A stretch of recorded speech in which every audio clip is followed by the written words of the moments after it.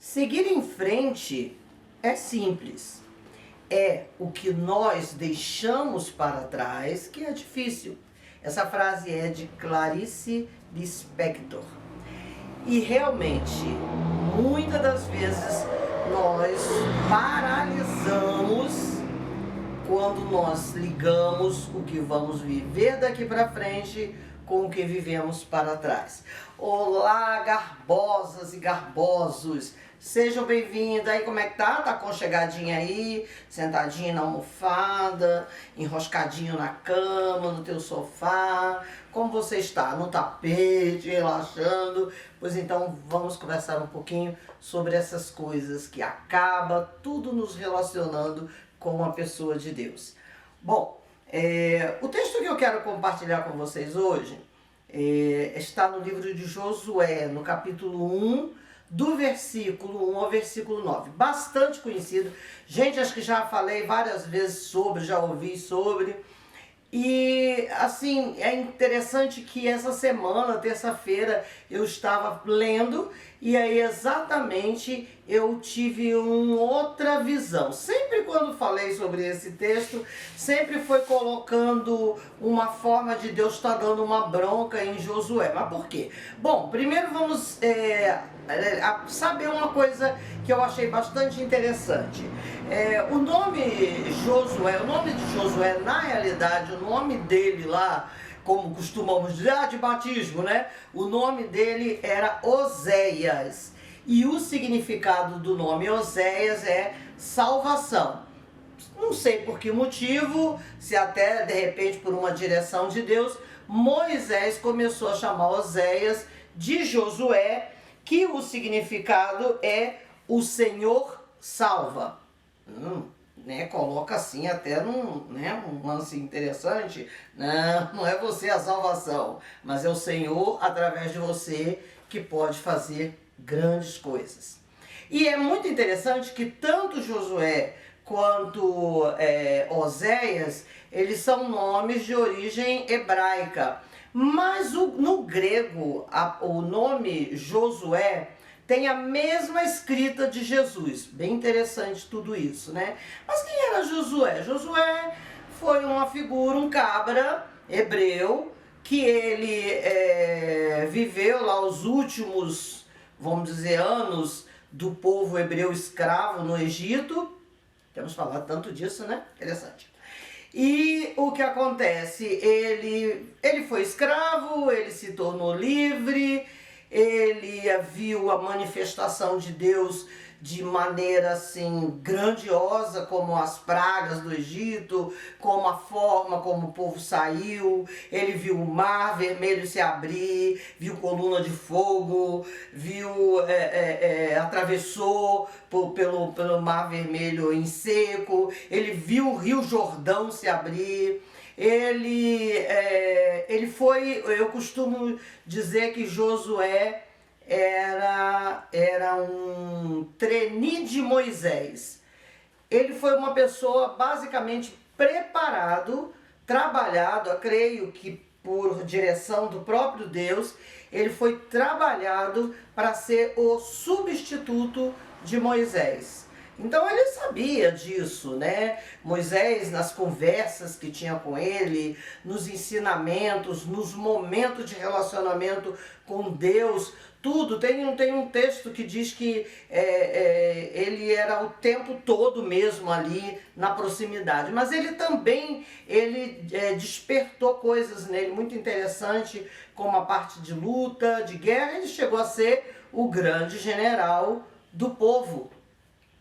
E toda a vida dele, ele veio sendo trabalhado para aquilo. Ele veio sendo trabalhado para poder um dia assumir uma responsabilidade grandiosa, que era substituir Moisés, né? Para o povo que, por mesmo que fosse aquele povo murmurador, reclamão e tudo mais, mas era o povo que viu Moisés ser usado por Deus para libertar eles do jugo de mais de 400 anos como escravo no Egito.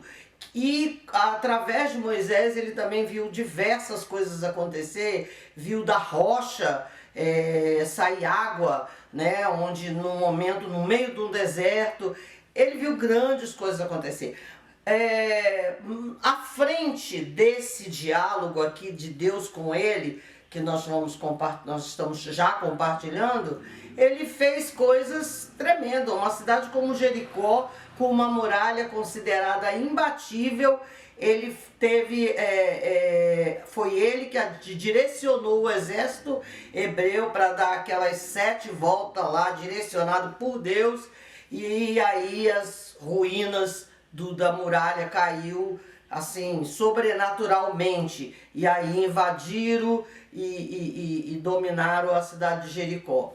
É interessante, alguns anos atrás eu vi um programa na Discovery, e aí, nossa, falei Discovery aqui, que foi o chique, né? Ai, voltamos.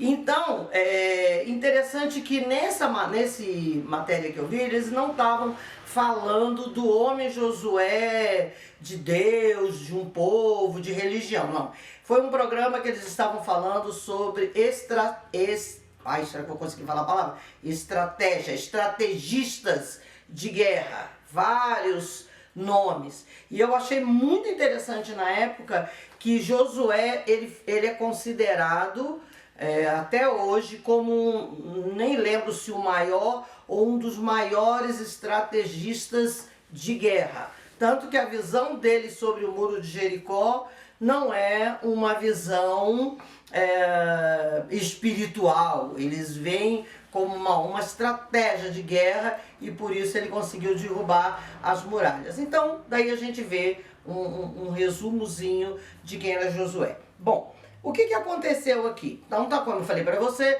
Josué capítulo 1, versículo de 1 a 9, que você leia depois e você vai entender bem nesse diálogo. Bom, Moisés morreu, né? Quando eles viram a terra prometida, Deus falou para Moisés ir lá, passa-lhe o cajado, passa a direção para Josué e vem encontrar comigo no monte.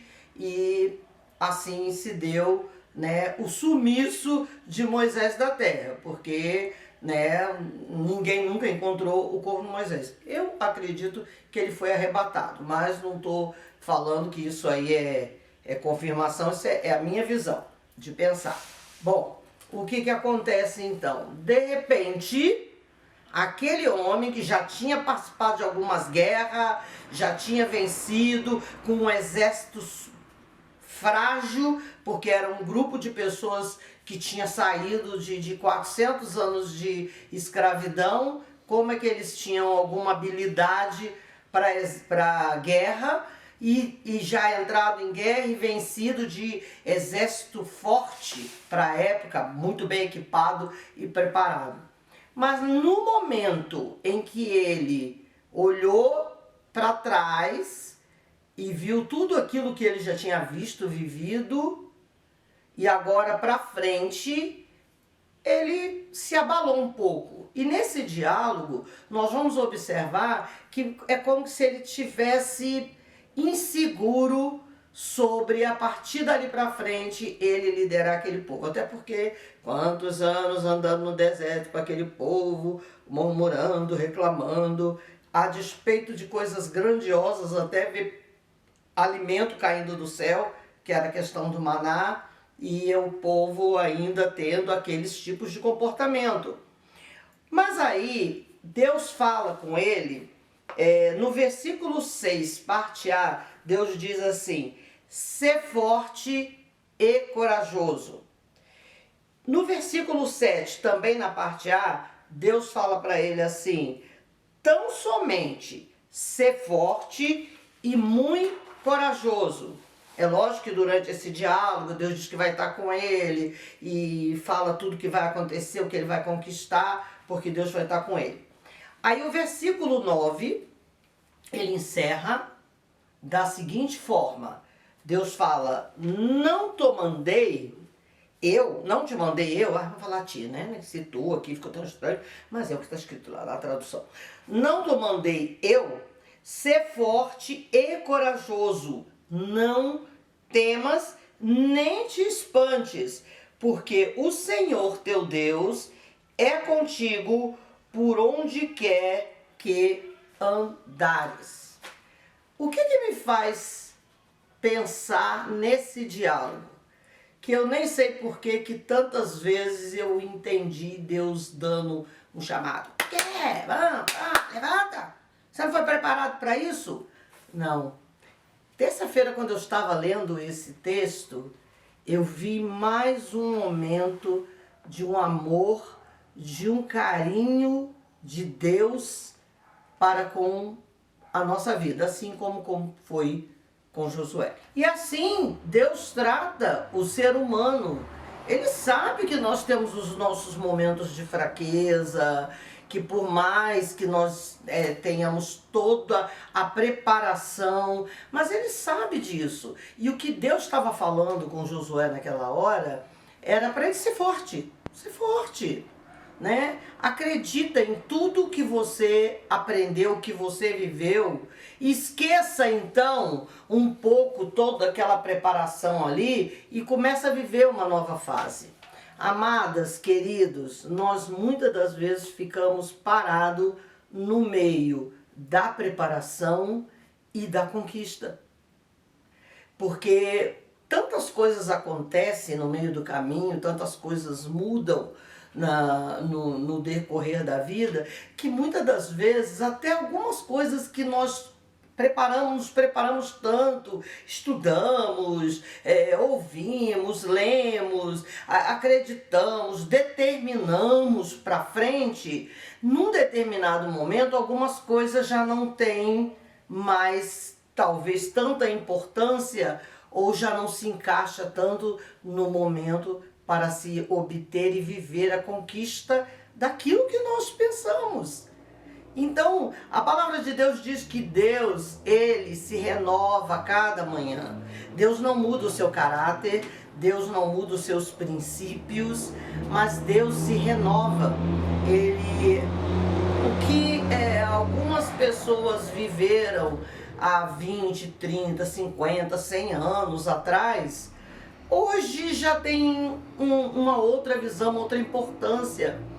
É lógico que aquilo que nós aprendemos no decorrer da nossa vida, que nós fomos sendo preparados, formados pelos nossos pais, pela nossa família, vai sim se manter na gente, é o que vai nos estruturarmos para vivermos um determinado tipo de padrão.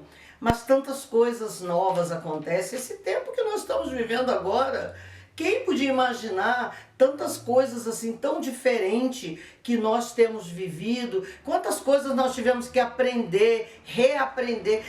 Eu não vou me adaptar de forma nenhuma de ficar dentro de casa isolado. Eu não vou me adaptar de usar máscara. Não, eu não vou me adaptar de não abraçar. Nós somos brasileiros, calientes, gostamos de beijos, de abraço. E nós nos adaptamos, nós temos que nos ajustarmos. Então não tenha medo de você ter que mexer um pouco em tudo para você recomeçar uma nova fase. E não se importe, às vezes nós queremos demonstrar para o mundo que somos muito fortes. Não, que eu me abalar. Não, que isso, se abale. Chore. Quando Jesus vai fazer, no momento em que ele vai e que Lázaro tá lá 4 dias morto, o que Jesus chorou? Ele chorou, sinceramente, porque era um amigo dele. Ele chorou porque o lado humano dele estava sentindo tudo aquilo que estava acontecendo. Então nós também temos que aprendermos a sermos humanos. Né? Eu acho que eu tenho falado um pouco sobre isso, porque é uma realidade, sabe? As pessoas, dependendo da posição que você está, se você está numa posição de liderança, se você está numa posição de chefia, se você é uma pessoa que é pública e as pessoas te conhecem, as pessoas querem sempre que você esteja perfeito, perfeita, mas não é essa a realidade. Então, Deus teve, inclusive, olha que lindo, Deus tirou um momento que provavelmente ele deve ter dito lá para o sumo sacerdote, para os líderes, os chefes de tribo, silêncio, eu vou conversar com Josué. E aí lá foi lá, o que é, meu filho? O que está acontecendo? Apesar que Deus sabia. Então, viva o teu momento. No momento que você tiver que chorar, chore. No momento que você tiver que se alegrar, se alegre.